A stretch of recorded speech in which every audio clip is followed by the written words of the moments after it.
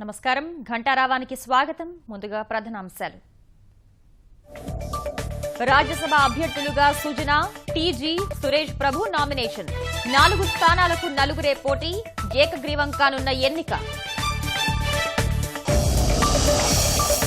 రాష్ట్రాభివృద్ధికి కృషి చేస్తానని సురేష్ ప్రభు హామీ. విభజన హామీల అమలు కోసం ప్రయత్నిస్తామన్న సుజనా, టీజీ వెంకటేష్. రాజకీయ విలువల కోసమే 4వ అభ్యర్థిని నిలుపలేదు. చంద్రబాబుపై విమర్శలు చేసే అర్హత జగన్ కు లేదన్న జ్యోతుల, భూమా.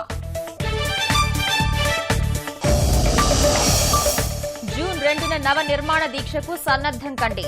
జూన్ 8 వరకు అంశాల వారీ చర్చలకు ప్రభుత్వం కార్యాచరణ.